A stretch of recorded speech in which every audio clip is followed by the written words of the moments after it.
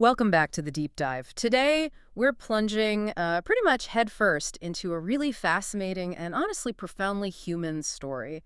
It's Paulo Coelho's acclaimed novel, 11 Minutes. Ah, yes. A powerful one. Definitely, if you've read it, you know it really stirs things up. If not, well, maybe prepare to have your perspectives broadened a little. And it's interesting. This isn't just, another one of Coelho's mystical allegories, though it has his signature style. Right. 11 Minutes, it tackles some really delicate subjects, sexuality, desire, love, self-discovery, with this almost raw honesty, Yeah. a vulnerability that I think sets it apart. It really does. It goes deep. You deep into that complex, often contradictory landscape of human intimacy. It forces you, really, to look at the unspoken truths beneath the surface of our own lives sometimes. Absolutely. So our mission today, let's say, is to go beyond just the plot summary. We want to extract those potent nuggets of knowledge, the insights from Maria's journey. That's the core of it. She's this young woman, travels across continents through all these emotions, layers of illusions, stark revelations. Our goal is to help you grapple with the novel's big questions. What does it truly mean to love? To be desired? And ultimately, to really know yourself? Okay, so let's unpack this.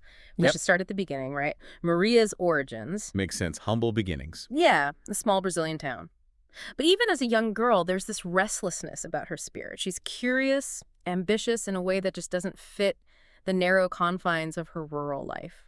Like so many people feel in small towns. Exactly. She imagines this wider world, endless possibilities, grand adventure. Then her teenage years. They're this kind of delicate dance, innocent romances, first attractions. But also heartbreak. But also the sharp sting of heartbreak, yeah. Yeah. Her very first kiss, for example, it sparks this deep fascination with relationships, but at the same time, it plants these seeds of confusion. She starts wondering, where does simple affection stop and physical desire actually begin?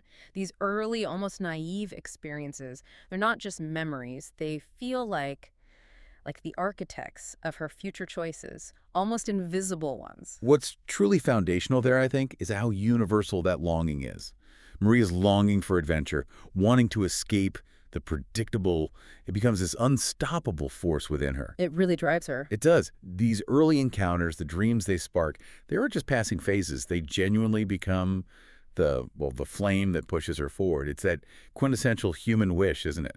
For a life different from the one that seems laid out for you. Definitely. It's that raw, unfulfilled yearning that compels her to make decisions that lead her into some deeply unexpected, often challenging, and ultimately transformative places. She's not just leaving a town. She's chasing an undefined more. And that chase, that pursuit, it takes a really dramatic turn when she meets this talent scout, smooth talker. I have the promise. Exactly. He paints this dazzling picture opportunities abroad, travel, money, a bit of glamour. And she's, totally enticed by this shimmering mirage. She accepts an offer to work in Switzerland. Thinking it's her big break. Thinking it's a glamorous new beginning, yeah.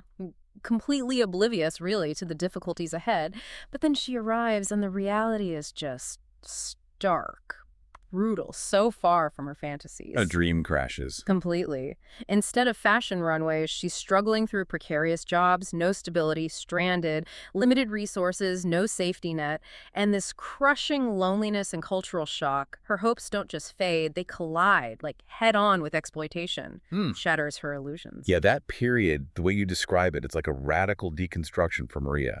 If we connect this to the bigger picture, it just highlights the immense vulnerability of, anyone young thrust into an alien environment without support. Or even the language. Or the language, exactly. It's not just a setback, it's a profound stripping away of her old self. But ironically, that stripping away also forges her resilience, doesn't it? It has to. It sharpens her survival instinct, her independence, forces her to rely on this raw inner strength she probably didn't even know she had.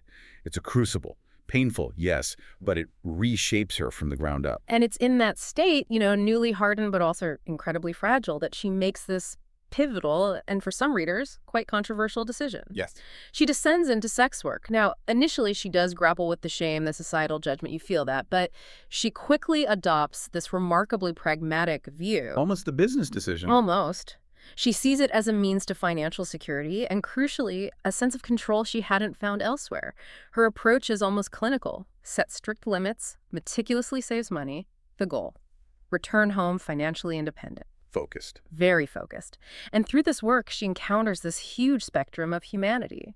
Lonely businessmen, thrill seekers, men broken by marriage, others just searching for a connection they maybe can't even name. It's like an unlikely laboratory for observing human nature.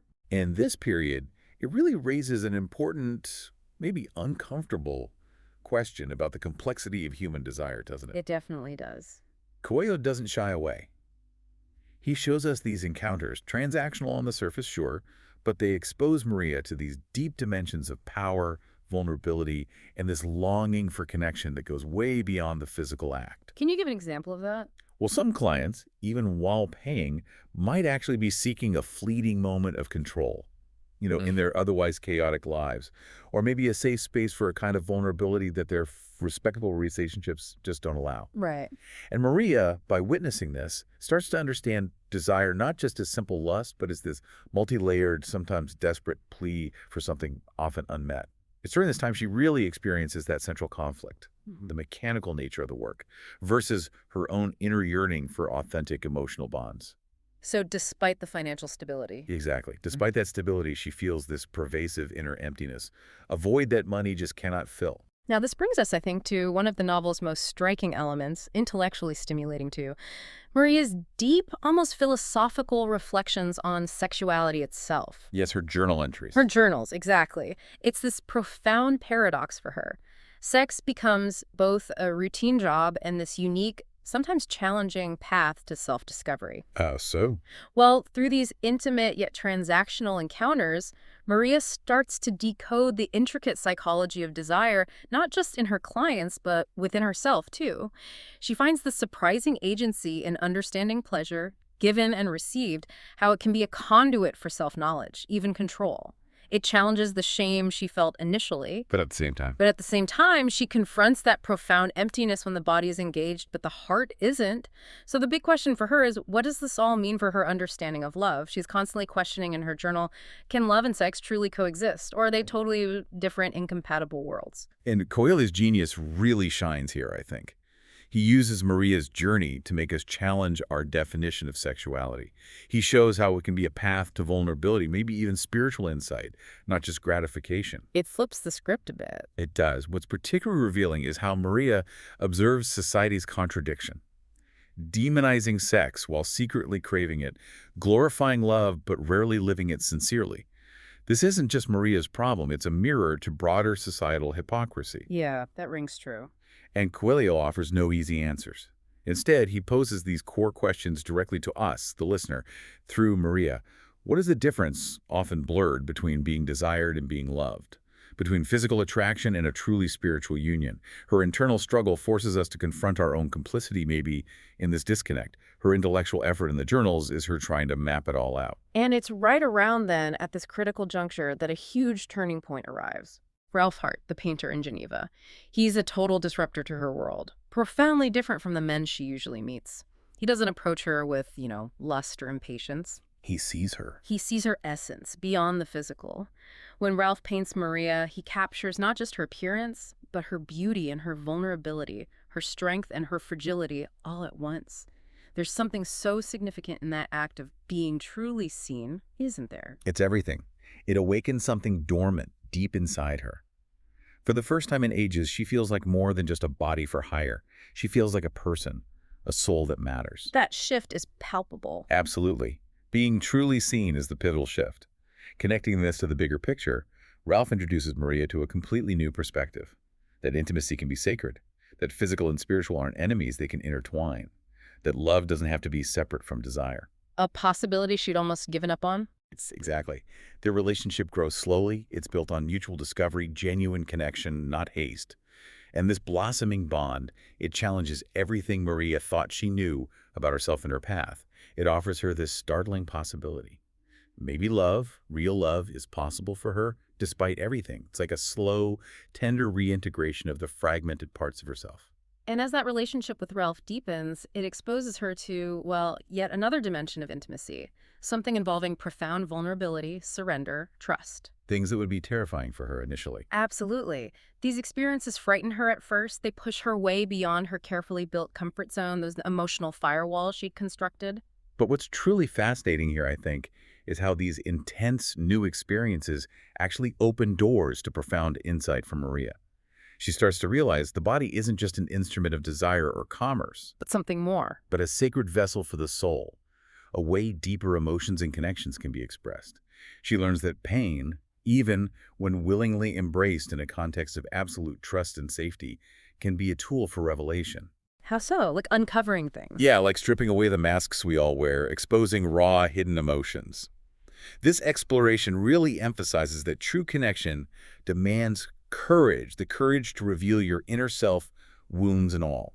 It leads not to some idealized perfection, but to genuine radical authenticity, accepting the full spectrum of who you are. So Maria's journey, though filled with these incredibly tough challenges and difficult choices, it ultimately becomes this powerful path of transformation. It really does. Her time in Geneva, the work, her reflections, and especially this profound bond with Ralph, it all leads her to reconcile the conflicting parts of herself. She comes to see love differently, not as control, not dependency, but as freedom, acceptance. Huge shift. A huge shift. She truly understands her past doesn't define her worth, and that real intimacy is only possible when you embrace both body and soul completely without holding back. And this raises such an essential question, really for all of us, doesn't it? About how we define ourselves, our capacity for love, for transformation. Maria, by the end, she contemplates returning to Brazil. But she's not the naive girl who left dreaming of escape anymore. No way. She's a woman who has lived, suffered, learned, and profoundly grown. Her realization is groundbreaking. Love, real love, you can't measure it in fleeting minutes or transactions. It's measured in the depth of presence it brings, the lasting transformation it sparks inside you. She reclaims her own story, not by erasing the past, but by integrating it into this powerful, authentic present. It's just an incredible journey when you lay it out like that. Marie's story takes us from those innocent dreams in small-town Brazil through really harsh realities in a foreign land, deep into self-reflection, and finally to this profound personal transformation. 11 minutes. It really is so much more than just a narrative. Definitely. It's a meditation on the sheer complexity of love and sexuality and on those inherent contradictions that, well, they often define the human heart, don't they? That's precisely it. And the title itself, 11 minutes, it's symbolic, right? It represents that fleeting act of physical intimacy. The supposed duration. Exactly. But the novel challenges us. What happens before, after, and crucially, beyond those 11 minutes? What truly matters isn't just the act. It's the connection, the love, the profound transformation it can spark. Yeah. Maria's journey, in a way, it mirrors our own search for meaning, doesn't it? The healing that comes from being truly seen and the courage it takes to embrace both desire and vulnerability in our life without shame or judgment. So you've joined Maria on her powerful journey with us today. You've watched her try to bridge that chasm between the physical and the spiritual. Now, maybe consider this. How might we, in our own lives, work to bridge that perceived gap between physical desire and spiritual connection, much like Maria ultimately did? A deep question to ponder. Something to reflect on until our next deep dive.